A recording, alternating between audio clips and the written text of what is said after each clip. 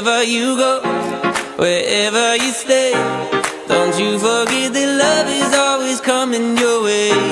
No matter how far, how broken you are, don't you forget that love is always coming your way. Hey, look, I don't know you, but I know you got tension in your neck. Stressed out, too addicted to your phone to go to bed. If that's you, then take a breath.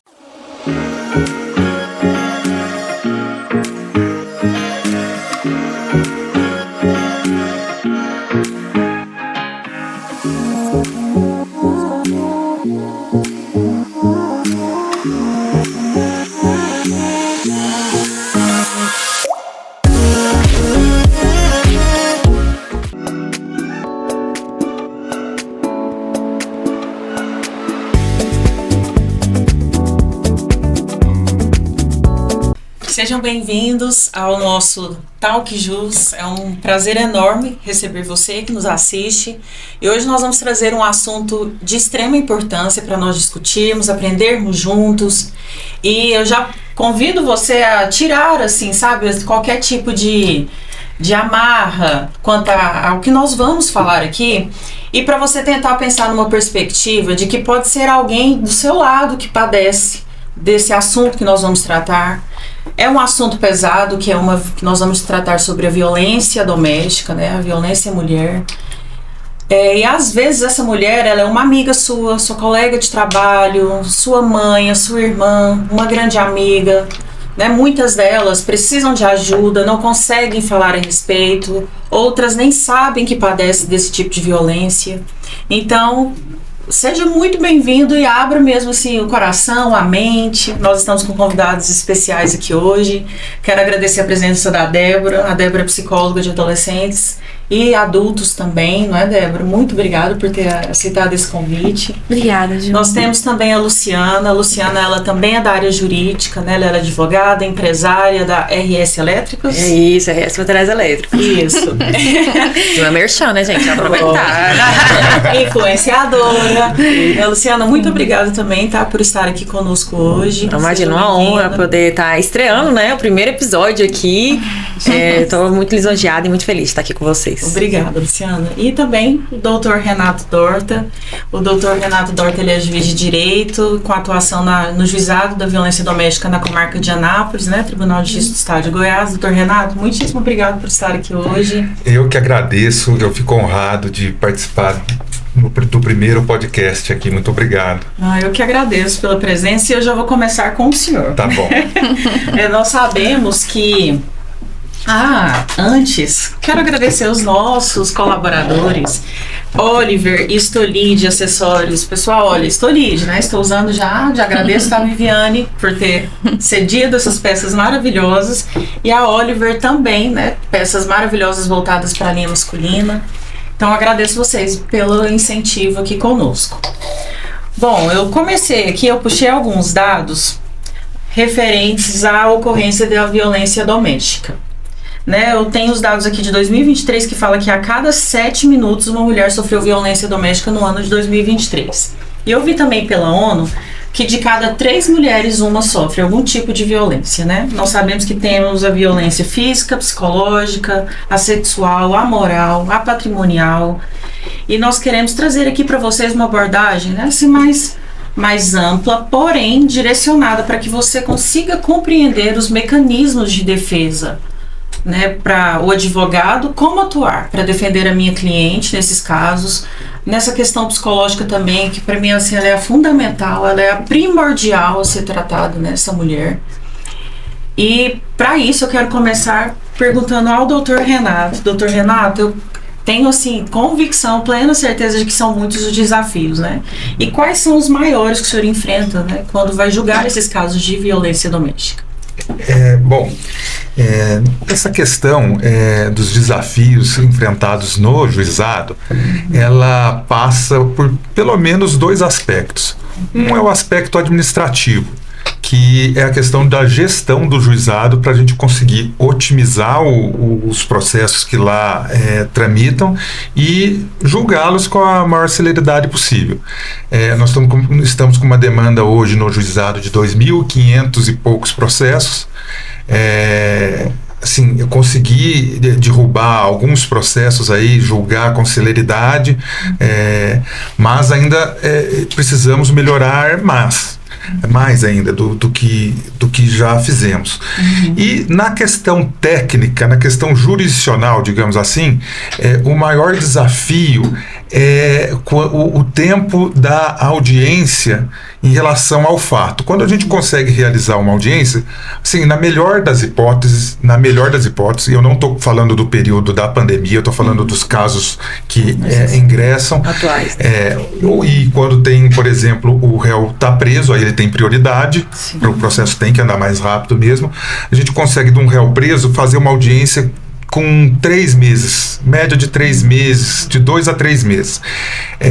Só que entre a data do fato e esse período, o que eu percebo, que eu sinto, é que ou a mulher, por estar envolvida num ciclo de violência, numa situação de dependência do marido, ou mesmo uma questão de emocional, ela acaba em juízo tentando voltar atrás no que ela disse. Isso ocorre quando, por exemplo, quando é lesão corporal, a vítima, o caso é de ação penal pública incondicionada, que é aquele caso que ele vai para a delegacia, quando ela dá, vamos colocar entre aspas, a queixa, registra a ocorrência, a mulher não tem o poder, ela não precisa representar. Independente da vontade dela, o caso vai andar. Não precisa dar andamento, né? Não precisa dar andamento por ela. Exatamente. E aí, em juízo, eu percebo que ela tenta voltar atrás do que ela fez. Do que ela fez, eu digo assim, do que ela falou. Do que ela falou, da queixa que ela fez. E aí eu tenho que ter uma perspicácia muito grande para saber, tentar descobrir, eu sei que é difícil, mas tentar descobrir o motivo que está fazendo ela voltar atrás. Sim. Será que ela está com dependência econômica dele, em razão de filho também? Então a gente tem que sofrendo ameaça. Medo. Então é muito complicado, é muito difícil isso aí. E muitas vezes, quando tem uma questão polêmica, quando a mulher não comparece, aí vem a questão: o juiz pode fazer igual ele faz com uma testemunha, mandar a polícia buscar e trazer a vítima? Porque aí você entra na área de... Será que coercitivamente, se eu vou lá trazê-la coercitivamente aqui, eu não estou praticando uma nova violência contra ela? Só que ao mesmo tempo eu preciso saber se ela está sendo ameaçada, e por isso que ela não veio. Sim. Como que ela tá, né? Então como é que fica? Eu já cheguei em caso extremo de mandar ela vir coercitivamente, a polícia vai buscar, eu trago ela, e aí eu vou tentar descobrir se ela está sendo ameaçada. Entendeu? E eu não Então sei tem se é todo uma um falsa trabalho. percepção que eu tenho, que a dependência emocional, se for colocar como paralelo da dependência financeira. A emocional é a que faz muitas vezes essa mulher querer ficar ali, né? Isso. Eu acho que não foi Exatamente. o caso da Luciana, por exemplo, né? Que infelizmente passou por uma situação dessa, né, Luciana? Sim. Não sei se é tranquilo para você falar quanto a isso, mas qual o momento que você teve essa percepção, sabe? De que você estava em um relacionamento abusivo, né? Se quando você sofreu ali a agressão, você ainda ficou, peraí, será que é isso mesmo que eu tô tendo essa percepção? Será que eu estou de fato passando por isso? Como que foi esse? É legal não legal, né? Mas é interessante da gente abordar essa parte, porque principalmente pro doutor que tá ali no dia a dia, a gente, quando está inserido numa relação abusiva, infelizmente a gente não percebe. A gente quer fantasiar, talvez pela dor, talvez por ser muito difícil de lidar mesmo, de você acreditar que aquela pessoa com quem você fez planos, aquela pessoa com quem você tá realmente dedicando a vida, né? Essa pessoa, ela tá sendo capaz de fazer aquilo. Então você quer acreditar que tem todos os motivos do mundo. É uma infância difícil, às vezes tá passando por algum estresse no trabalho, A gente quer acreditar que não tá acontecendo aquilo. Que é justificar o que é agressor, justificar, né? entendeu? Então tem um trabalho, principalmente de terapia pra vítima conseguir enxergar. E eu só consegui enxergar que eu estava numa relação abusiva depois da denúncia. Depois da última agressão em que eu fiz a denúncia. Pra você ter noção da dimensão da situação. Eu via certas notícias de mulheres sendo violentadas e eu comentava com ele, sofrendo agressão. Então, assim, eu estava numa relação abusiva e eu falava, olha que absurdo. Você acredita que... olha o que ela passa. Como se eu não estivesse passando por aquilo. Então, é tão difícil. Né? Eu não tinha uma dependência financeira. Eu não tinha nada, eu não tinha filhos com ele. Então, era uma dependência emocional. E a gente... É importante também frisar que se a relação abusiva ela começasse com tapa, nenhuma mulher ficaria. Porque se hoje eu chego e agrito, por exemplo, o doutor aqui, o que é a primeira iniciativa dele? Não, peraí, né? Eu vou ali fazer uma denúncia, eu não vou aceitar uma coisa dessa. Mas a partir do momento que eu crio laços, que a gente começa uma relação em que há o love bombing também, que é todo aquele amor, a pessoa, ela envolve você naquela situação toda, conta, né, as fraquezas e etc. E começa a partilhar a vida, você começa a se envolver, é tão minucioso, sabe? A coisa vai criando laço, e quando, parece que o agressor, ele tem os mesmos modos operandi, assim, eles vão na mesma faculdade, eu falo. É como se fosse, sabe? É como se tivesse um curso pra eles, porque é incrível. Eu converso com vítimas e elas me relatam e eu falo, eu sei o que você tá passando, exatamente assim que foi comigo. A história assim, muda algumas coisas, algumas características, mas o modo de operar é a mesma coisa, sabe? Então, eles vão envolvendo e chega um ponto em que ele percebe que a vítima já tá ali na mão dele, sabe? Ele fala assim, agora eu posso mostrar minhas garrinhas, que eu tô confortável. Vai testando os limites. Não é um tapa direto. Não. É um xingamento, é uma voz mais alta. E é exatamente isso. Então, vem esse xingamento. Então, quando teve a primeira situação que eu passei, que foi com xingamentos, que foi com agressão verbal, eu já falei assim, que é isso? Né? Eu falei, não, absurdo. Bloqueei, falei, não quero saber. Não, sai fora, né? Aquela situação toda. E veio, né, atrás, flores, ficou assim o dia inteiro na porta do meu trabalho, esperando eu sair, por favor, me perdoa, eu perdi a cabeça, eu sei que eu tô errado. Então, aquele momento é assim, quem nunca perdeu a cabeça? Aí você pensa, não, sabe, você gosta da pessoa, você quer acreditar que aquela pessoa não é aquilo. Aí você faz o quê? Perdoa, dá uma chance. Começa a relativizar. Relativizar. E se você não perdoa, você é a vilã. Então, você é a vilã. Trocou o lugar. Agora ele é a vítima porque ele está se sentindo mal, tá pedindo perdão. Ele tem os traumas dele, você sabe os traumas dele. E aí você é a pessoa ruim, porque você não perdoou. Exatamente. E chega a falar isso também. Eles falam assim, ó, a frase típica. Mas assim você não vai dar certo com ninguém, porque você não sabe perdoar, você não sabe. E você vai jogar se tudo relacionar. que a gente fez fora entendeu? Disso. Não é compreensiva. Exato. Então, assim, entra em uma esfera também feminina, que é aquela coisa que a gente tem mais esse cuidado, essa coisa de querer, às vezes, de abraçar, né, as dores, etc. O senhor vê muito esse depoimento do homem, sabe? Sim. Levar esse argumento, né? Sim. Você vai me perdoar? Sim. Nossos filhos. Né? Tem Você todo vai jogar fora. Usar Não fui eu que religião. joguei fora na hora que eu te agredi. É você que vai jogar fora a partir do momento que você não perdoa. É a manipulação, assim, exacerbada. Então, como eu disse, vai crescendo, assim, aos poucos. E chega num ponto que realmente você... Ou, eu não sei dizer até hoje, sabe? Se eu, por conta da dor da situação, eu não queria enxergar. E claro que tem um misto de vergonha. Porque você... Gente, eu sempre fui essa pessoa que falava, né? Sobre os direitos das mulheres. Sempre fui essa Se pessoa tinha alguém que a gente não imaginava que poderia passar por isso, seria eu. Perfil, exatamente, assim, eu sempre fui uma pessoa de postura, de questão de me impor. Então, tanto que nessas situações que acontecia, eu não era aquela pessoa que eu ficava, quietinha e chorando. Não, eu tinha as minhas reações também ao abuso. Então, por exemplo, quando eu levei o primeiro tapa, claro que eu revidei. Né? Eu falei, você tá doido? O que é isso? E só que a coisa vai criando e entra muito nisso. Né? Tanto que na última agressão, que foi o vídeo que viralizou, que foi pra mídia, etc.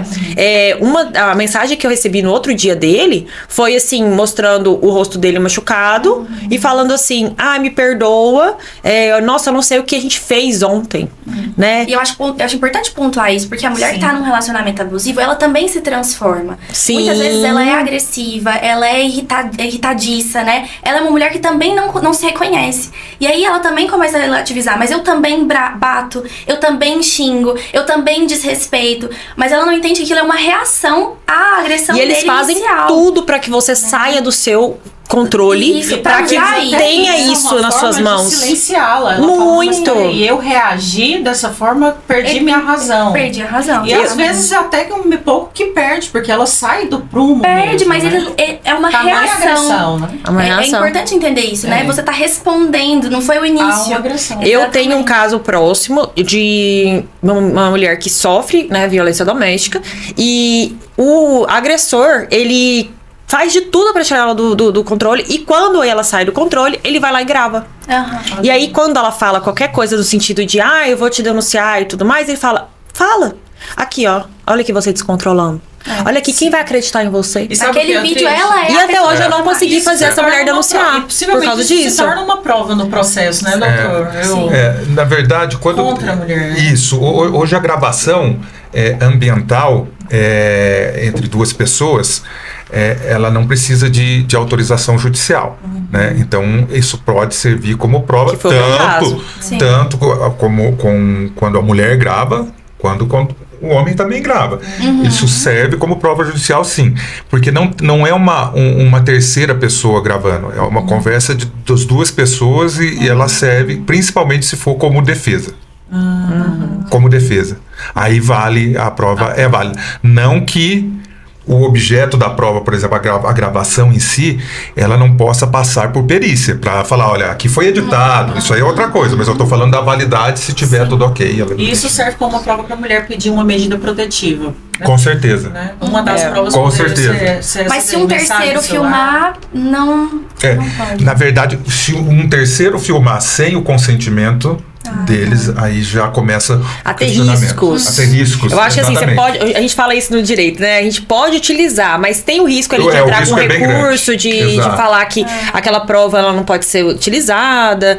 Mas Exato. eu acho que eu, pelo menos, sou aquela pessoa que eu falo assim: tenta de tudo que você tem, entendeu? Sim. Joga ali pro judiciário, deixa o Sim, juiz sim. definir. Aí depois Porque que vai ser tudo que você pode trazer para o convencimento jurídico é importante, entendeu? E Débora, pegando aqui o gancho da questão da dependência que nós discutimos anteriormente, o que você, dentro da sua área, o que você observa que é o motivo pelo qual faz essas mulheres quererem permanecer neste lugar? O que né, de uma forma geral, o que você acredita que seja o É uma pergunta muito motivo? complexa, né? Que ela é bem ampla, Porque- às vezes tem um pouco subjetiva, né? É. Mas a grosso modo, falando.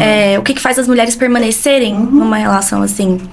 São tantas questões, né? A Lu trouxe a questão do fato da nossa socialização enquanto mulher. Sim. Né? A gente é criada pra ser essa mulher compreensiva, pra cuidar, né? Então, assim, quando a gente é pequenininha ali, cuida do seu irmão, né? verdade. O irmão começa a chorar, você tem que ir lá amparar o Ah lá, pai. seu irmão atrás das câmeras ali, ó. Tem um irmão aqui, cuida do seu Parece, irmão. mas é mais novo. Não, e quando é mais novo, então piorou, né? Mas a mesma caçula, ela vai ter essa posição, né? Então tem muito a ver com o que a gente entende do ser mulher nessa sociedade. Não que isso signifique ser mulher, mas nessa sociedade, ser mulher é ser compreensiva, é perdoar, né? É esperar pra ser escolhida por um homem, né? Validada através Validada disso, né? Através disso, uma mulher solteira, ela não tem tanto valor na sociedade quanto uma mulher que foi escolhida por um homem, né? E aí eu trouxe meu livro aqui, que ultimamente eu tô assim... Você já ouviu a palavra do Amar para Sobreviver? Você tá Porque trazendo eu tô assim, testemunho. eu tô aqui com a minha Bíblia, né? Que é esse livro que chama Amar para Sobreviver, né? Essa psicóloga, ela trabalha a ideia da Síndrome de Estocolmo. Vou falar brevemente sobre o livro, mas fica aqui fortemente a indicação para ler. Porque é literalmente isso, amar para sobreviver. Ela entende que o amor para as mulheres é um meio de sobrevivência. Porque se os homens são aqueles que nos oferecem risco, e isso qualquer homem, né? Tem uma parte que ela cita, assim, que uma mulher está andando na rua e quando ela ouve passos atrás, quando ela vê que é de um homem, ela já fica tensa. E ela pensa, Porque a gente não sabe. Pode ser um estuprador, pode ser um policial, pode ser um assaltante, pode ser um homem normal, pode ser um homem que tá apenas com pressa, pode ser um homem que anda rápido, você não sabe, mas você fica com medo. E quando você olha pra trás e é uma mulher, você relaxa e fala, ai, é só uma mulher andando. Mas se é um homem, você não sabe o que pode acontecer.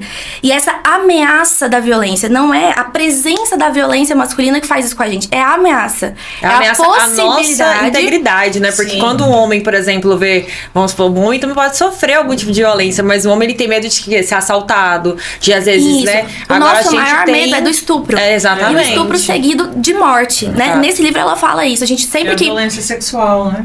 Exatamente. Então, sempre que uma mulher pensa sobre ser estuprada, ela não pensa que ela só vai ser estuprada. Ela pensa que ela vai ser estuprada e morta. Isso vem junto. E aí, essa ameaça da violência masculina é o que faz com que a gente ame os homens pra tentar sobreviver. Assim como numa síndrome de Estocolmo, quando a pessoa tá ali presa com o captor dela, ela tem que agradar esse homem porque ele pode matar ela. Nesse momento, a polícia tá lá fora. A polícia, que seria a família, os amigos, eles estão lá de fora, eles não podem te salvar. A sua vida tá na mão desse captor. Ou no caso desse homem que tá com você dentro de casa. É ele que pode te matar. Então, a sua sobrevivência tá na mão dele. Então, você tem que amá-lo, cuidá-lo, tentar fazer ele não te matar. Né? Então, ela trabalha essa ideia de que o amor das mulheres, como ele é hoje na sociedade, nesse sentido, pelos homens, é como se fosse uma questão de sobrevivência mesmo. Nossa, porque essa análise muito, e muito bem polêmica. Bem polêmica. Porque eu mesmo já ia falar assim, mas Débora, você acredita... Mas então você acredita que todos os homens, assim, sem exceção, porque eu, por exemplo, saí de uma relação abusiva, né? Passei por outro relacionamento, agora hoje tô noiva, mas eu estou num relacionamento que é muito saudável. E hoje eu reconheço e eu falo assim, gente, como eu aceitei tão pouco, né? Então, assim, hoje eu tenho isso, eu não tenho essa... eu não sinto esse sentimento de ansiedade, esse sentimento de... Porque você já até me falou isso uma vez. Nós, mulheres, sentimos, a gente sabe quando tem algo de errado. A gente, às vezes, não quer aceitar, mas a gente sabe. Se a gente se escutar, se a gente aprender a se escutar, a gente sabe identificar. Não são todos os homens, claro, só pra responder isso, né? Mas todos os homens se beneficiam pela violência de alguns homens. Porque isso faz com que a gente fique com medo. Então, mesmo que aquele homem mas ser traída, mesmo que aquele homem não vá ser violento, porque você sabe que o outro fez isso, você tem medo de que ele possa fazer. Que é isso, é a ameaça da violência. Porque os traumas, eles ficam. Eu, por exemplo, até hoje tenho, por mais que não passe por nenhuma situação, é claro que você tem e outra realidade medo, né? É a seguinte, os homens simplesmente podem decidir, porque eles têm o poder nesse sentido. O poder físico, o poder social. Então, mesmo que esse homem seja bom, se ele decidir algum dia não ser mais bom, ele pode. Né? E infelizmente, tem uma lei que vai amparar ele muito mais do que as mulheres. Né? Assim, e a sociedade... vai ser difícil essa mulher conseguir provar. Então, ele tem um certo amparo social, não só da lei e tudo mais, mas dos amigos, da família. Pensa mais um pouco, perdoa. O meu caso... É isso que eu ia falar. O meu caso, por exemplo, que foi um caso midiático, que teve filmagem, que teve, né, assim, tinha provas contundentes. Quando veio pra mídia, um dos comentários que eu li foi, mas o que ela fez? Isso. Né? Então, assim, ainda provocar ele a chegar nesse ponto. Aí vem, ela fez isso, aquilo, outro. Isso, aí assim, vi comentários falando que eu tinha traído, que era por causa disso que ele tava revoltado e etc. Isso, né? Só que isso não aconteceu. Não aconteceu isso, foi simplesmente porque eu ignorei ele, né? Porque foi naquele dia, naquele fatídico dia, eu havia ignorado ele, não tinha dado moral e ele me agrediu. Agora, ainda que, digamos que, na hipótese de ter traído, não justifica a agressão. Não justifica a agressão, porque se a traição justificasse a agressão, então toda mulher que é traída, que é muito mais... por aí. Exatamente. Então justifica a mulher ir lá e buscar o carro do cara, né? Justifica a mulher vai lá e atear fogo no apartamento? Também não justifica. Ela simplesmente tem que romper o relacionamento e seguir a vida, né? Isso é uma conscientização, né? Muito. Né? E doutor, o senhor acredita que é possível, sabe, que ainda há essa esperança, como a forma que a gente pode conscientizar as pessoas, né? Um dos motivos pelos quais eu quis fazer esse podcast, porque eu acho que a informação, ela salva vidas. Exatamente. Né? Ela salva vidas. Com certeza. E eu acho que o primeiro ponto é esse, a gente não pode desistir de levantar alguns assuntos, né? E na visão do senhor, o que pode ser feito ainda, sabe, enquanto sociedade, poder judiciário, os outros órgãos? O que eu percebo é o seguinte, o Poder Judiciário, ele nunca vai conseguir resolver a situação. Porque, assim, a gente está lá na ponta. Depois que a situação já aconteceu, enfim. E, então, eu acho que o melhor meio de tentar mudar, né, a consciência das pessoas é igual nós estamos fazendo aqui. Informação, campanha publicitária, porque o problema da violência doméstica, na minha opinião, é um problema cultural. Sim, Nós com temos um certeza. problema cultural verdade. arraigado e que não adianta, a justiça vai atrás, ela vai punir e tal, mas muitas vezes há reincidência, porque você vê que não mudou a cultura da pessoa. É porque hoje a punição ainda é muito branda. Também. E assim, você como juiz, você segue a lei, aquilo que pode, você não pode ir além, por mais que às vezes tenha o desejo, né? Você tem uma limitação. Isso. Então a gente às vezes fica até com raiva, né? E aí, Eu falo assim, que... é interessante esse ponto, que nós temos aqui uma situação. Por exemplo, vamos pegar o crime de ameaça. Um crime que tem pena curta. A pena, salvo engano, aí é de 1 a 6 meses. Enfim, se a pessoa é primária, ela não acontece nada. A pena é muito branda. Muito branda. Aí a pessoa, vamos supor que fique identificado no processo risco à integridade física da vítima. Aí, como é a Lei Maria da Penha, que prevê essa hipótese de prisão preventiva, porque lá está escrito que quando há risco à integridade física da vítima, quando identificado o risco, só que o juiz tem que fundamentar concretamente. No caso de ameaça. No mesmo caso de ameaça, ele pode decretar a prisão preventiva, sendo que se fosse uma ameaça fora do contexto de violência doméstica, não há essa possibilidade. Porque eu vou evitar falar de artigo aqui, mas o artigo 313.1 fala que a pena tem que ser máxima maior que 4 anos para você decretar uma prisão preventiva, isso dos casos, vamos dizer assim, fora de violência doméstica. Na violência doméstica tem essa disposição especial, então há, em caso extremo, a possibilidade de prisão, mesmo o crime sendo de ameaça, sendo tão pequeno. Só que aí o juiz vai enfrentar outro problema. Ele prende a pessoa preventivamente. Aí eu pergunto, quanto tempo essa pessoa pode ficar presa preventivamente? Porque é o seguinte, o processo ele segue um rito. Nós temos muito processo. Aí o que acontece? Se essa pessoa ficar presa aí 3, 4 meses, vai chegar ao final, se ele for, porque nós estamos falando de prisão preventiva, onde não está selada a culpa da pessoa. Ninguém falou. Não há uma sentença condenatória. Aí chega na sentença, vamos supor, ele ficou 4 meses preso, a sentença foi de 3 meses. Aí ele vai perguntar assim, mas como que é? Já paguei. A pena está paga. Na verdade, ele tá com crédito. Ele pode fazer mais um crime. Então, é aí que quando você vê que o juiz ele tem sempre que fazer um juízo de ponderação, porque senão ele acaba criando outro problema. Então a gente vai fazendo um juízo de ponderação, caso a caso, a gravidade do caso, vai ponderando, saber até quando ele vai ficar preso, até quando o risco pode ser amenizado por outros meios, né? Como por exemplo, tornozeleira eletrônica, botão do pânico. Tá? Eu tive acesso e teve um descumprimento 12 vezes. Eu, particularmente, Só 12. tenho feito o seguinte. Eu coloco a tornozeleira nele e quando o caso necessita, eu coloco a tornozeleira e coloco a restrição casa da vítima e trabalho da vítima.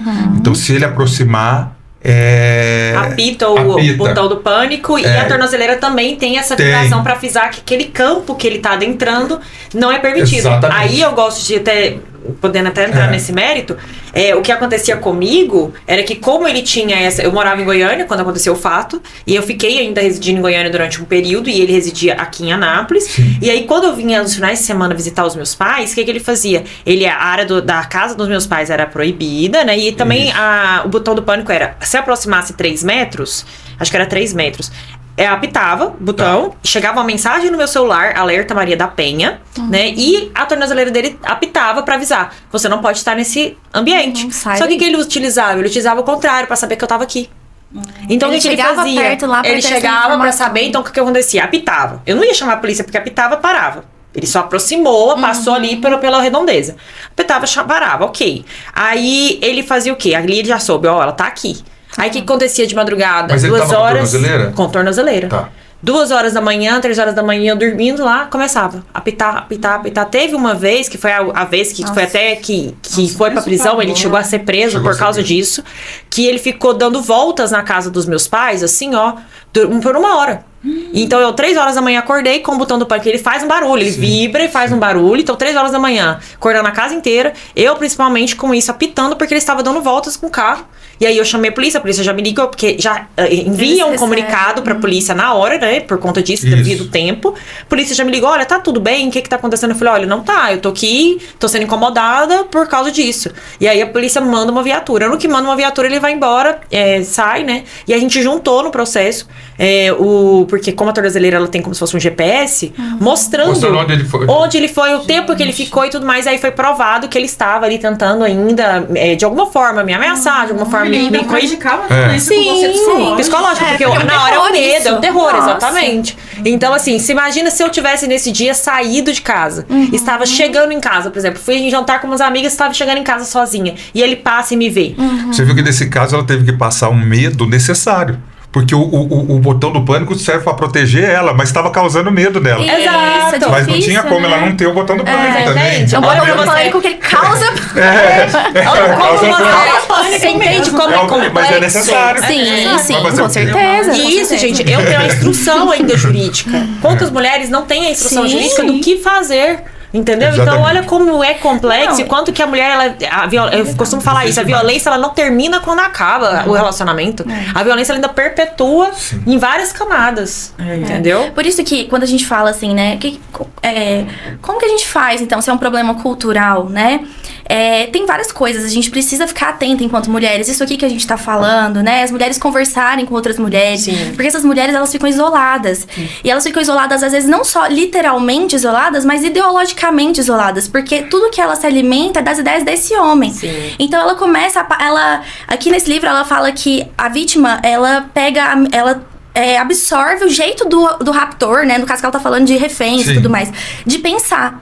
Então, se ele pensa que a polícia é o problema, ela começa a pensar que a polícia é o problema, né? Então, é muito comum mulheres que estão em violência doméstica, elas ficam alienadas. Você vai conversar com ela, você pensa que ela tá louca, assim, né? Eles começam a fazer você ter raiva da sua amiga. Isso. Porque fulano de tal você tá começa a com inveja de concordar. você. Sua família não te ama, Isso. só não gosta de você. Sua família não ama Aí você. pega Você naquelas começa a pequenas jogar contra. dificuldades da família que toda família tem, né? E aí pega naquilo ali pra poder mostrar pra ela que, olha, eu cuido de você, sua família. Isso. É pra você ter aquela visão do que realmente só ele me ama e eu Exato. preciso escutar o que ele diz mesmo. E ela fica Começar isolada com ele, ali. Totalmente. Porque com ele que eu posso contar. E outra coisa que é muito importante, que não tá nas nossas mãos, são os homens. Os homens precisam chamar a atenção de outros homens. Porque não são as mulheres que avaliam os homens se avaliam. Sim. Né? Tem uma psicóloga que chama Valesca Zanello, de Brasília, da UNB, e ela fala sobre a casa dos homens. São os homens que se avaliam. É o homem que fala pro outro homem que ele é homem, né? Ou que ele não é homem, quando ele vai zoar o outro homem ali e tudo mais. Nós, mulheres, a gente não tem esse poder de validar um homem. Os homens se validam. A importância de um homem, né? chamar a atenção do outro, né? Se você sabe que seu amigo é um pai que não paga pensão, como é que você deixa isso passar? Como é que você não chega nele e fala, cara, isso não tá legal, isso não tá certo, você não tá sendo homem, né? Então, usar esse poder que um homem tem com o outro pra poder constranger, né? Constranger quando você vê um homem praticando uma violência leve que seja, no sentido não precisa ser física. A gente vê isso, por exemplo, quando surge algum caso midiático de agressão, aí você vai nos comentários, que eu sou pior dos comentários. Eu vou lá no comentário, aí tem sempre alguém falando assim, porque essa pessoa não tem... Isso aconteceu no meu caso, viu? Ela não tem pai, não tem um irmão, pra assim, né, pra fazer algo com um agressor. E aí o homem, ele tem essa coisa de falar assim, vamos lá e vamos fazer alguma coisa pra mostrar. Isso. Só que eu acho curioso que muitos desses homens que vão lá comentar isso, quando é o colega, quando é um amigo próximo que tá fazendo algo similar, ele não tem nenhuma atitude. Passa o pano. Passa o pano. Então, assim, você que comenta nessas postagens, maravilhoso, mas vamos fazer isso na realidade? Não, vamos lá no coleguinha Porque, assim, e falar, olha, eu não apoio isso aqui, Será não. que ele tem visto ao lado dele? Isso, porque provavelmente ele tem alguém que já passa por isso, ele matou o agressor, Na internet né? é muito fácil você falar e você querer ter uma postura de machão, né? Mas e aí? Doutor, veio uma pergunta pra nós aqui. Tá lá. É o seguinte, sobre a intervenção de um terceiro ao presenciar uma agressão. Para uma denúncia, se a mulher for agredida, um terceiro ver e denunciar, chamar a polícia, intervir, mas quando a polícia chega por algum motivo e a mulher não quiser que a polícia leve o agressor preso, a palavra do terceiro vale como uma denúncia para levar o agressor para a delegacia, mesmo que a mulher não queira? Primeiro ponto, né? Tá. Segundo, a identidade do terceiro precisa ser revelada? E a última, precisa estar nos autos ou existe uma forma de denunciar de maneira anônima? Existe. Como é que funciona? Vamos pegar a pergunta por partes aí. Em relação a essa questão do terceiro que vamos chamar de denúncia, né? É uma notícia crime que ele fez e aí chegou lá a mulher ou não quer, que leva preso e tal. Depende do crime. Quando o crime ele é uma lesão corporal, teoricamente, eu estou falando que a lei... Isso. Teoria é um pouco diferente da prática. Teoricamente a polícia, ela deve. Lógico, houve uma notícia de um crime, e o crime de ação penal pública incondicionada, ou seja, independe da vontade da mulher, a polícia tem que pegar e levar para... Lógico, vai averiguar o fato ali na hora e levar para a delegacia. Constatado que houve algum tipo de agressão, há uma ameaça, um risco. Levar para a delegacia para lavrar a prisão em flagrante, enfim, tomar as providências necessárias. Então, teoricamente sim. Mas o que acontece muito na prática é que na hora que a polícia chega, a polícia, ou ela por exemplo, o policial vê um machucado ali nela. Mas ela fala, não, isso aqui eu caí, ou isso aqui eu bati, não tem nada a ver com ele. Então isso enfraquece um pouco a polícia para levar. Então é por isso que tem que ser analisado caso a caso. Agora, se o policial ele percebe que a vítima, na verdade, tá mentindo, ela tá com aquele jeito ameaçada, teoricamente pode ser levado para a delegacia sem problema nenhum. E é muito delicado, porque você não sabe se você ajuda essa mulher, se você... Isso. Fala, não, você tá machucada assim, foi ele, eu tô percebendo que você tá ameaçada. Será que ajuda? Porque se esse homem vai lá retalhar, é muito pior pra ela depois também. Então, e acontece mas muito. só deixa eu falar, né? Falar uma informação aqui que eu acho que é importante para as mulheres que estão assistindo. A mulher que está sofrendo violência doméstica, é importante que ela saiba, e eu vou pegar um caso aqui, por exemplo, de lesão corporal, se ela, por exemplo, os casos, 99% corre dentro de casa. Sim. Aí a mulher pensa assim, mas como é que eu vou para a delegacia? Não tem testemunha, como é que eu vou fazer? Mas ela não precisa pensar assim. Quando acontecer, assim que ela puder, e tem que ser assim, na hora que ela puder. Se ela puder imediatamente, é melhor. Se não puder imediatamente, pode ir no dia seguinte, não tem problema. Mas quanto mais rápido possível, é melhor. Ela se dirige à delegacia, presta lá a queixa, né, a notícia do crime, né? E o que acontece? Para ela ser submetida ao exame de corpo de delito para constatar essa agressão. Porque muitas vezes, qual é o elemento que tem? Que o juiz vai olhar lá na frente, se houver a denúncia do Ministério Público e o processo for instruído. Olha, aqui é um caso que não tem testemunha, tá? Sim. Mas o que eu estou vendo aqui? A palavra da vítima da delegacia, ela foi coerente com o que ela me falou aqui agora. Foi coerente. Aqui não vi nenhuma incoerência. Ponto positivo. Eu olhando a narrativa dela de como ela foi agredida, e eu olho o exame de corpo, por isso o exame de corpo de delito é fundamental. Eu olho o exame de corpo de delito, tá lá. Olha, tem nexo com o que ela tá falando com o machucado que ela tá aqui. Aí eu vou olhar o depoimento dos policiais, ou que ela chamou, enfim, que tenha ido até lá a casa. Os policiais falam, não, realmente nós chegamos lá, ela estava nervosa, e foi assim. Então eu analiso todos os depoimentos dos policiais, as declarações dela, a compatibilidade das duas declarações, seja na delegacia como em juízo, com o exame de corpo de delito que aponta um nexo de, não, realmente esse tipo de agressão pode produzir esse machucado mesmo. Então eu faço todo esse contexto para julgar o caso, e se tiver tudo alinhado, é possível obter uma condenação. Porque hoje em dia, o julgamento de violência doméstica, até porque ele é uma violência que, via de regra, ocorre dentro de casa, sem testemunhas, o juiz tem que analisar o caso de acordo com uma perspectiva de gênero. Sim, totalmente. Então, a visão não é aquela do processo tradicional. Aqui, eu estou deixando claro que ninguém tá aqui defendendo que nós vamos condenar alguém sem prova. Isso seria um Estado policial que ninguém quer. Nós somos um Estado democrático de direito. Mas nós podemos nos valer de vários mecanismos para chegar à conclusão de que houve uma violência. Então é importante que a mulher que esteja ouvindo não deixe de ir na delegacia só porque não tem testemunha. Não faça isso. E o quanto antes faça a denúncia. Apesar de ser muito difícil, porque isso também é um ponto muito importante de falar, que quando eu sofri a agressão, por exemplo, e mesmo eu tendo todo o amparo de amigos, etc., e ainda ter o conhecimento jurídico, aquele primeiro momento eu não queria ir. Porque você tem um misto de vergonha e um misto de medo de ainda voltar. Ainda ter esse ímpeto de querer voltar, de não dar conta de ficar longe do agressor, você fala, mas aí eu já denunciei. Então, uma das estatísticas é essa, né? De subnotificação das mulheres, que elas não falam. Não falam, porque elas têm medo, às vezes também de sofrer alguma coisa, retaliação, às vezes por voltar. E aí, às vezes a mulher demora pra ir lá fazer essa denúncia. E às vezes as pessoas do próprio, né, da delegacia, tem, infelizmente, pessoas que são despreparadas, que estão ali na linha de frente. E às vezes elas falam, mas por que você não veio antes? Mas por que você não denunciou? Então, assim, tem muitas mulheres, infelizmente, que sofrem uma violência ainda institucional. Né? Então, é importante... Até o contrário, não, isso aqui que você tem não é suficiente para nós podermos... E uma pergunta que eu tenho pro doutor, que é até um caso recente que eu advoguei, que é a questão das vias de fato, a contravenção de vias de fato. Né? O caso que eu advoguei foi um caso que a mulher demorou para denunciar, houve sim a agressão, tem testemunha, porque no dia teve arrombamento da porta da casa dela, o porteiro viu ela com machucados, eles foram lá, eles que tiraram ela do apartamento, mas ela não foi direto para a delegacia, ela demorou cerca de uns 10 dias para ir, não fez o exame de corpo de delito.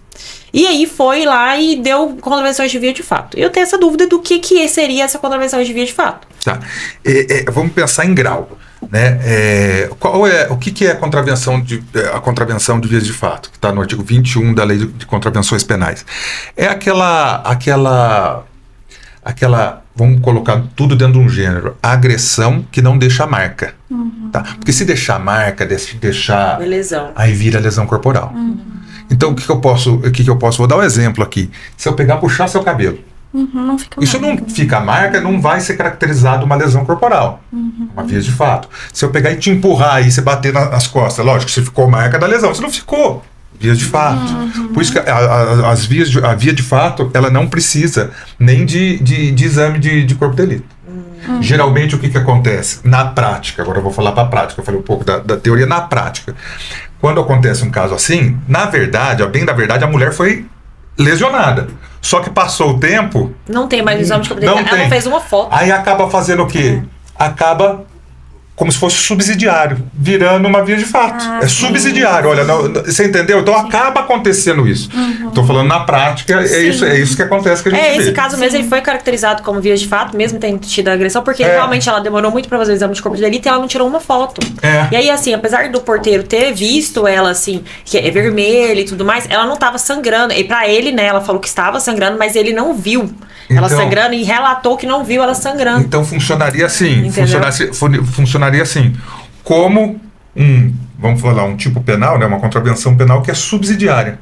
Quando você não enquadra na lesão corporal, remanesce vias de fato.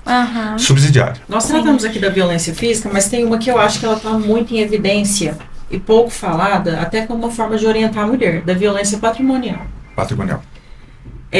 Vou dar um exemplo, né, prático.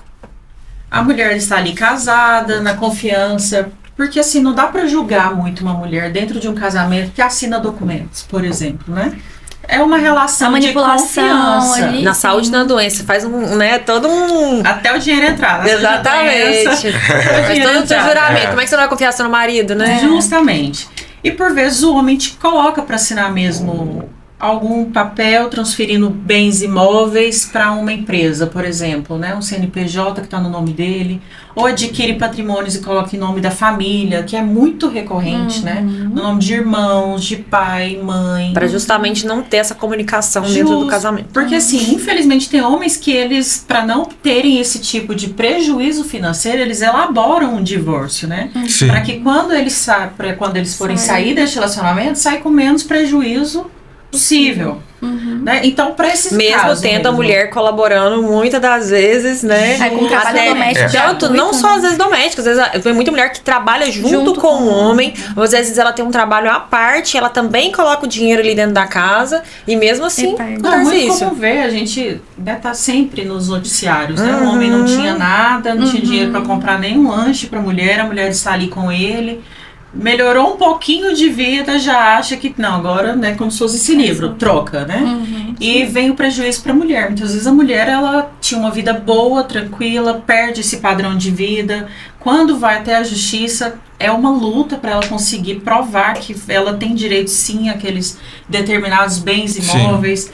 E aí, doutor, qual a orientação, se é que é possível, né? Que eu falo assim, dentro de um casamento, né? Complicado. mas Assim, tecnicamente, por exemplo, essa questão de transferência de bens, que a mulher vai lá e assina e tal, na verdade, aí nós estamos no campo civil.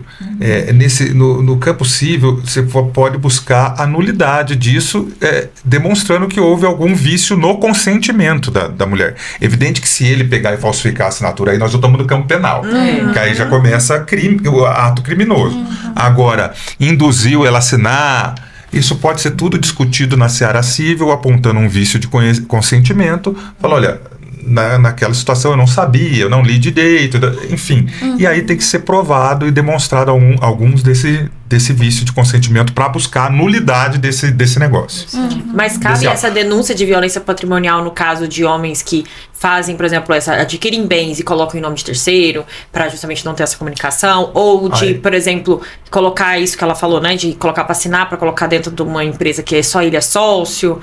Isso aí já caracteriza a violência patrimonial ou não? Veja, uma coisa é violência patrimonial, outra coisa é crime. Tá? Pensa violência patrimonial como o continente. Crime é um pequeno conteúdo dentro daquele continente. O resto fica na esfera civil. Então, o que a gente tem que pensar?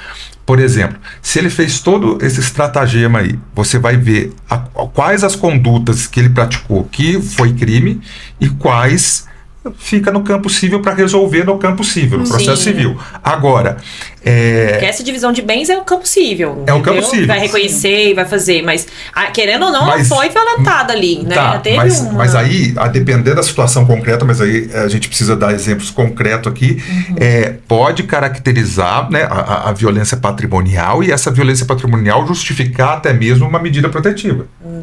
Tá? Mas por que medida protetiva? É bom que fique claro aqui, o STJ já decidiu assim, ela não está atrelada necessariamente ao fato criminoso.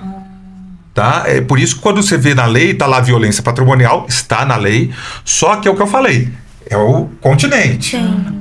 Pequenas condutas dentro daquele continente vai ser considerado crime. O resto fica ali, que pode ser resolvido no âmbito civil, e a medida protetiva ela pode ser buscada mesmo num caso que não caracteriza crime. Por isso que existe, é bom que as mulheres saibam disso, tem mulher que faz essa opção. Fala assim, olha, eu quero medida protetiva, que eu quero afastar meu ex-namorado, mas eu não quero denunciar por ameaça, eu não quero representar por ameaça, eu só quero a medida protetiva. Eu tenho esse direito de escolha. Mulher tem que ser respeitada, tem que ser concedida a medida protetiva, e se ela não quer representar a ameaça, fica com a medida protetiva. É um direito dela.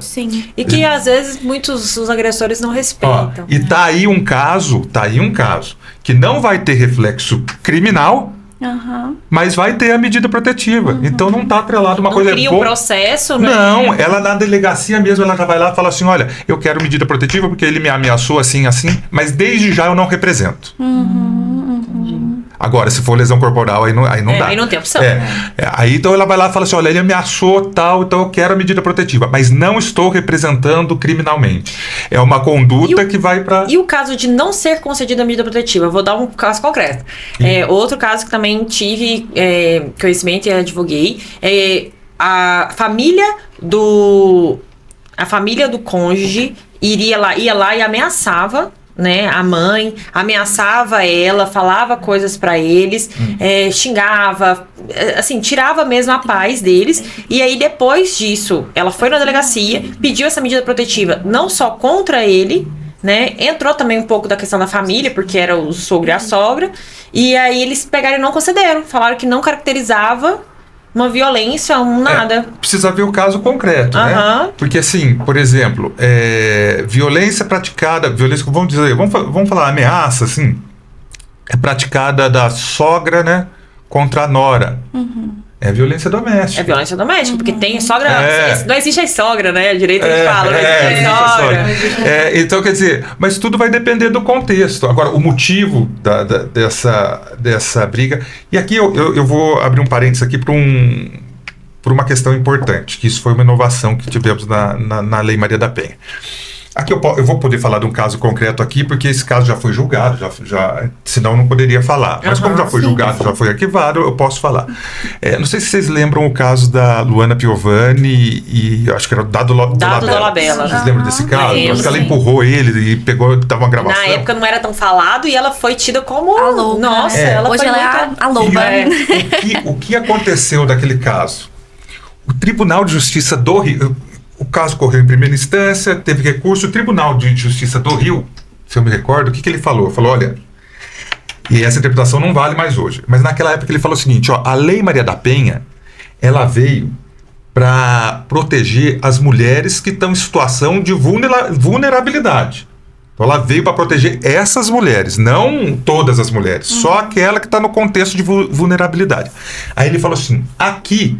Nesse caso específico que eu estou julgando, a Luana Piovani é uma mulher muito mais bem sucedida do que o agressor, né? Então ela não depende financeiramente dele. Aí acho que Entendeu até que ela não estava no eu acho até que houve umas palavras nesse sentido. Ela é uma mulher bonita, ela é uma mulher que não tem dependência. Que dependência que ela vai ter desse Ela rapaz? sempre foi uma mulher imponente, né? Isso. Aí usou todos esses elementos para falar assim, aqui esse caso não vai incidir a Lei Maria da Penha. Vai incidir crime normal, digamos assim. Lesão corporal. Sem os benefícios da Lei Maria da Penha. Então, o tribunal negou isso daí. Então, o que ele fala, como a lei é de gênero, e o que o Supremo falou assim, o que justifica a constitucionalidade é a situação da mulher, que é muito mais agredida, o Supremo falou isso na DI. Então, isso justifica a proteção maior. Aí o tribunal falou assim, se o Supremo falou que justifica a proteção maior, nesse caso não justifica. Então, seria inconstitucional aplicar a lei. Esse foi o raciocínio do tribunal. O STJ foi lá e reformou. Falou, não, presume a vulnerabilidade da mulher. Exato. Exato. Social. E aí depois... Emocional. E aí cultural, teve né? todo esse dilema. Aí, não sei se foi o ano passado... foi o ano passado. Houve a aprovação de uma modificação na Lei Maria da Penha, artigo 41, que colocou lá, está na lei. Hoje, não interessa ficar questionando essas questões. Mas a mulher é mais assim, não interessa. É presumida a vulnerabilidade da mulher desde que ela esteja nas hipóteses lá do artigo 5º, que é contexto doméstico, enfim. Presume Porque tem a essa violência. ideia, né, de que a mulher que é rica, Entendeu? branca, bonita, que tem estudo, ela tá menos vulnerável, e não tá. Ela tem superioridade. Eles pensavam Tem assim. mais poder pra conseguir sair dessa situação. Não necessariamente. Não, porque tem a dependência Psicológico, emocional. Exato, emocional. Exatamente isso. Essas outras só agravam. Se você depende também financeiramente, é mais um agravo. Mas não quer dizer que a que não dependa, não seja porque a questão então isso física, hoje muitas acabou. vezes. Sim. Hoje acabou. Hoje não tem mais interpretação nesse sentido. Sim. Hoje você vai verificar o quê? Você não vai verificar o caso concreto para saber, a mulher ganha mais, a mulher é mais bonita, a mulher é mais famosa, então não depende de nada dele. Não é isso, não. Isso aí pouco importa hoje. Hoje você só precisa identificar uma coisa. Há um contexto doméstico, era lá marido e mulher, namorado e namorado, ou ex-namorado, por causa do relacionamento brigou, tá? Você só analisa isso. Contexto doméstico. Contexto doméstico acabou. Você não vai discutir vulnerabilidade, porque já se presume a vulnerabilidade de toda mulher. Até porque o homem é 8 vezes, eu tava até falando, 8 vezes mais forte que a mulher, já foi comprovado isso. Então, é só pela testosterona, então já ganhou nisso. Então, E Débora, qual você acha, assim, depois de tudo isso que nós discutimos, né? Qual orientação você traria para uma mulher que é vítima, que ela já se enxergou ali naquela condição de estar em um âmbito que ela está padecendo dessa violência, né? Quais as estratégias a serem adotadas pelas pessoas ao redor e por ela? Sim. Eu acho que as pessoas ao redor dessa mulher têm que dar a rede de apoio. Muitas vezes essa mulher está isolada e muitas vezes as nossas crenças são assim, é ruim com ele, pior sem ele, né? Você vai sair desse, você vai arrumar outro igual, porque muitas vezes... Não é bom pra uma mulher divorciada, Isso, né? Você vai separar ele dos seus filhos, né? Então é sempre nessa ideia. Muitas vezes uma própria mãe aconselha uma filha assim, né? Porque essa mãe também é uma vítima desse pensamento, né? Então, também sofreu algumas coisas. Também sofreu e também usou esse mesmo mecanismo pra ela mesma. Não, é melhor ficar calada, né? Então, aguenta mais um pouquinho. Deixa eu só interromper. E eu, assim, você falou da mãe, dos antepassados, né? E eu não acho, na minha opinião, né? Também, eu não acho que a violência doméstica aumentou, ela só apareceu. Isso, com Porque certeza. antigamente era normalizado. Aí o caso da Luana Piovani, que foi um caso midiático que ela foi tem muito direito julgada. de me bater, pensava isso. Com toda certeza. Então eu acho que hoje só tá aparecendo. Era aquela típica frase também, né? Briga de marido e mulher, não se mete a mulher. Exatamente. Mete sim, hoje a gente fala, mete Mete sim, sim. ainda manda pra delegacia, entendeu? Então, acho que é isso. É a gente encorajar essa mulher a acreditar, porque ela também já desacreditou que existe uma saída, que existe um futuro melhor, né? Então, fazer essa mulher voltar a lembrar. Primeiro, você não esteve com ele sempre. Você lembra como é que você era antes? Você lembra que você sorria? Você lembra que você era feliz? Né? Voltar a impulsionar nessa mulher a imaginação, porque de verdade a imaginação acaba. E a imaginação é precursora da esperança, né? Então, se eu consigo imaginar eu ficando solteira, eu separando desse homem e eu ficando feliz, eu consigo começar a entrar em contato com essa realidade e desejar essa realidade. Que é incrível como a mulher definha, né? Definha, né? E ela definha. e ela ela não tá desiste. apanhando ali, ela não tá levando nenhum tapa, mas Isso. ela tem sofrido ali A autoestima dela. moralmente. A mulher, ela vai mesmo, ela vai sumindo, né? Deixando de sair. Então a gente precisa valorizar essa mulher como um ser humano para além de um status civil, para além de um relacionamento, né? Você continua tendo valor, você pode viver uma vida mais leve, mais tranquila, você não precisa passar por isso. Então acho que a questão da rede de apoio é estar junto com essa mulher, mesmo que ela te afaste, mesmo que ela defenda, porque vai acontecer isso. E quem tá do lado fica com raiva. Ah, não, mas eu queria ajudar a fulana, ela fica defendendo o marido. Quanto que é difícil, gente. Mas é preciso que você esteja lá, né? Assim, eu tô aqui, né? Você pode não concordar, mas não largar essa mulher, não desistir dessa mulher, porque ela já desistiu de si, né? Então alguém precisa continuar lá. E dela mesma, né? Eu acho que é isso, é poder começar a entrar em contato com uma mulher anterior ali que existiu, que nem sempre esteve nessa condição, né?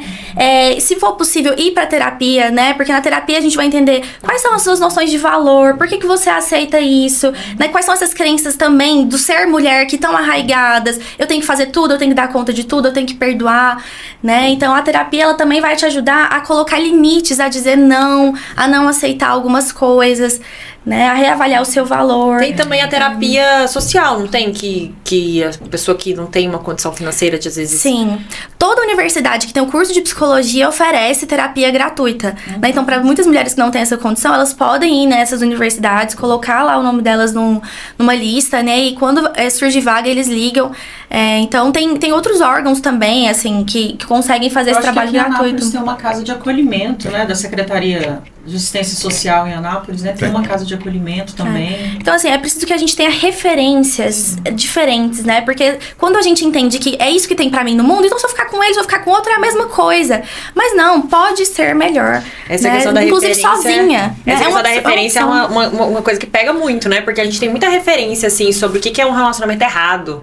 A gente tem muita referência de relacionamentos bons, né? E os bons, né? Às vezes a gente tem poucas pessoas próximas a nós que tem um relacionamento saudável. Verdade. Pra gente se espelhar, pra gente falar, nossa, olha, que bacana, o cara trata ela assim, minha a avó, mulher minha trata ele tia, minha assim. prima, todo mundo sofreu, então... Então, assim, eu sou só mais É uma. hora de quebrar esse ciclo, né? Isso. Talvez seria esse conselho que você daria, Luciana, pra essas mulheres. Com certeza, de você buscar essas referências positivas, de você tentar, como a Débora, eu acho que eu não poderia falar melhor que a Débora aqui, que ela trata isso, então ela já tá em contato, de você realmente buscar você mesmo, porque só a vítima, infelizmente, pode dar um basta. Por mais que a gente, como sociedade, a gente como amigo, a gente às vezes como pai, mãe, enfim, fique muito frustrada. A gente teve um caso midiático também daquela Duda Reis com o Nego do Borel, não sei se vocês acompanharam a polêmica, que os pais foram na mídia falar o tanto que ela sofria e tudo mais, ela negava, né, porque ela tava envolvida. Então, assim, por mais que o A pai... tendência é essa, defender, Defender. Né? Seu parceiro. Então, assim, por mais que a gente faça... A tendência é essa, leu esse livro. Então, por mais que a gente tenha isso de querer tirar essa mulher dessa situação, a única forma da mulher realmente romper e conseguir se livrar de vez, para ela não voltar, né? Pra não ter essa reincidência, igual o doutor já até falou, que na própria audiência a mulher quer voltar atrás, é justamente buscar entender, conscientizar, ler a respeito para você se libertar. Sim. Né? E deixa eu só pôr um outro aspecto aqui, estava já falando da questão psicológica e tal. Um mecanismo que eu tenho utilizado, né? E que, assim, eu acho que é uma tentativa da gente tentar, uma tentativa para não ocorrer mais reincidência, tentar diminuir a reincidência, né? Não ocorrer é impossível, mas diminuir. São os grupos reflexivos do homem agressor. Mandar para lá para tentar, são colocadas. Para tentar fazer com que, em grupo reflexivo, ele conscientize da violência que ele praticou, para ele tentar mudar. Porque se ele conseguir mudar, é interessante. Sim.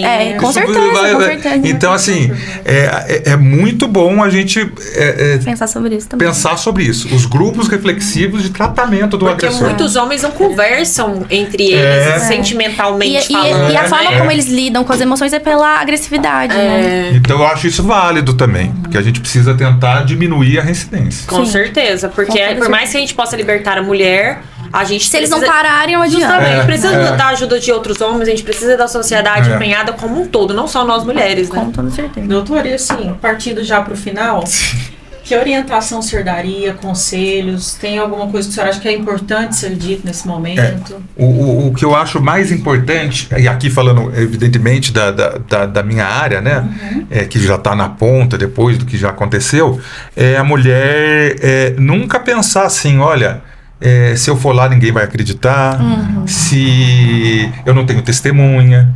Por isso que eu deixei claro como a gente julga os casos de violência doméstica. Então é importante que ela saiba que ela deve ir à delegacia, ela deve procurar o Ministério Público e fazer a comunicação do fato. E aqui eu também coloco outro ponto. Se a mulher tem receio depois do processo, se ela é tímida, vai chegar no fórum, um ambiente formal, muitas vezes ela não tem, né, ela não tem nem conhecimento de como funciona. É importante deixar claro aqui que nós temos a Defensoria Pública, porque a Defensoria Pública ela atua em duas frentes. A Defensoria Pública pode atuar no mesmo processo com dois defensores. Um para o réu, quando o réu não tem condição financeira para se defender, e outro pela vítima. Então são dois defensores. A vítima tem direito a isso. Assistente de acusação, né? Ela vai lá no depoimento da vítima, acompanhar a vítima, ela vai estar presente para dar aquele apoio, para tentar acalmar ela naquele ambiente de fora, que é mais formal. Então é importante que ela saiba que ela tem esse direito de ir com uma defensora ou defensor público do lado dela para ajudá-la lá naquele momento angustiante. E assim, o recado aconteceu, por favor, denuncie. Denuncie, porque assim, a gente vê o medo maior, é uma escala de violência e a gente sabe como termina. E aí é triste demais. E termina assim, é preciso que as mulheres saibam disso. Né? Elas subestimam, como você estava falando, esse homem é o meu marido, eu amo esse homem, ele me ama também, eu sinto que ele me ama, né? Ele me demonstra momentos de amor por mim. Ele nunca vai chegar nesse ponto. E chega. Né? Não pague pra ver. Exatamente. E é importante mencionar isso. Existe vida após a relação abusiva. Eu tô aqui à prova disso. E a gente sempre... Você mencionou uma coisa também que eu gostaria de frisar, que a gente acredita mesmo que a gente vai passar de novo com outro homem, então por isso que a gente às vezes fala, pelo menos eu tô passando com alguém que eu amo, né? A gente tem medo de terminar uma relação e acha que vai viver uma situação similar com outro homem, etc, mas não. Sempre realmente você se curar, principalmente após sair de uma relação abusiva, se curar daquilo que te conecta também a essa dependência, a essa situação, para você não cair em uma nova situação de abuso, né? E você buscar uma pessoa que tem esses parâmetros que você quer para sua vida, né? E eu tenho uma pergunta pro doutor antes de finalizar. O senhor até mencionou a respeito de denunciar, né? Não fique com medo de ir até a delegacia e ser desacreditado. Infelizmente, há hoje, como eu falei, né, na frente ali da violência doméstica, agentes que não têm esse preparo e que às vezes desacreditam a vítima. que ela pode fazer quando ela vai fazer uma denúncia e acontece esse tipo de situação? Não querem registrar, fala, não, ó, isso aí não é caso de violência doméstica, não. Veja, deixa eu explicar. Aí abre um leque. Mas o que ela tem que fazer de imediato quando isso acontece, e aí tem promotorias aqui, e hoje são 2 promotorias aqui em Anápolis, específicas de violência doméstica. Ela tem que se dirigir à promotoria de justiça e comunicar o fato e querer que o caso dela Seja registrado ali na Maria da Penha. Porque quem faz o controle da polícia é o Ministério Público. E então, ali no Ministério Público, abre 2 vias. No caso, a doutora Carla Brant, e que ela está numa das promotorias, ela vai cuidar do fato referente ao caso da mulher, e o promotor responsável pelo controle externo da atividade policial vai buscar a responsabilidade de quem não quis Registrar. E essa é uma frente. E a mulher também pode, paralelo a isso, entrar em contato com a Corregedoria da Polícia Civil para comunicar eventual desvio funcional. Sim. Bacana. Tá certo? Então ela fica nessa possibilidade. Mas a promotoria aqui de violência doméstica vai atender muito bem, ela tem que ir lá. Eu sei da atuação da doutora Carla, ela é séria nessas questões, e podem ir lá que eu tenho certeza que ela vai dar uma resposta para o caso. Sim. Tá certo? Se precisarem do endereço, podem deixar aí no Instagram, que eu passo. Entra em contato, terapia Tá aqui bom. com a Débora, entendeu? Exatamente. Precisar também de ajuda, conversar, Ótimo. contar com o que aconteceu também, porque eu recebo muitos relatos e às vezes a gente pode direcionar também, pode entrar em contato E comigo ela no ajuda Instagram. mesmo. Podem mandar mensagem para qualquer uma de nós, né? Dentro daquilo que a gente conseguir ajudar, vai ser um prazer. E você, certeza. mulher, que está aí nos assistindo, não tenha medo. É difícil mesmo reconstruir, né? Recomeçar. De fato, não é fácil. Às vezes você vai ter perdas financeiras, você vai sair do seu âmbito familiar, né? Da sua casa, do seu aconchego, para poder se libertar desse tipo de vida, né? Mas é possível e Mas tem uma vida melhor. Muito Tem possível. uma vida Justo, melhor você vai depois. descobrir que há uma vida assim a ser Bem vivida com qualidade, né? Vão estar cercado por pessoas que te amam verdadeiramente.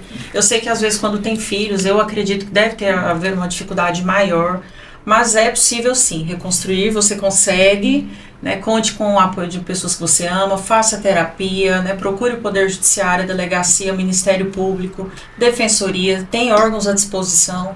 E vamos juntas caminhando. E você, homem que nos ouve também, seja mais observadora, mais atento, né? Chama a atenção dos seus amigos. Sim, Isso. tá na hora de mudar essa visão, porque pode ser uma irmã sua que está passando por isso, você não faz a menor ideia, porque às vezes ela não vai te falar, né? Sua mãe, a sua amiga, prima. Então, vamos ter esse olhar atento mesmo de verdade, né? Porque pode sim salvar a vida Para os dessa outros e mulher. para si. Para Justamente. si. Porque Tudo muito bem. homem que às vezes não se dá conta do quão abusivo entendeu? Acha que tem, não, eu tô livre, mas vamos olhar as essa atitudes aí. consciência mesmo, né? Sim, Gente, importante. muito obrigado, foi um prazer estar Foi com ótimo. vocês, muito agradável. Obrigado, eu que agradeço. E até a próxima, tá Até bom? a Com próxima. certeza Obrigado. voltaremos. Se inscreva no canal, compartilhe. curta, dê o seu like. Nós estamos também no YouTube. Compartilha com os amigos, com as amigas, que é um assunto muito importante. Episódios A cada 15 dias. A cada 15 dias, episódios Nós soltaremos novos. sempre quinzenalmente os episódios. Nosso Instagram é o Talk Jus. Também teremos no YouTube. Nos assista. Coloca os nossos contatos aí na Sim, descrição, nós né? vamos Da colocar, Lu, meu, sim, da vamos Lu. colocar. E avante. Né? Vamos melhorar enquanto sociedade para o bem da coletividade, né? Muito obrigada. Até mais. Tchau.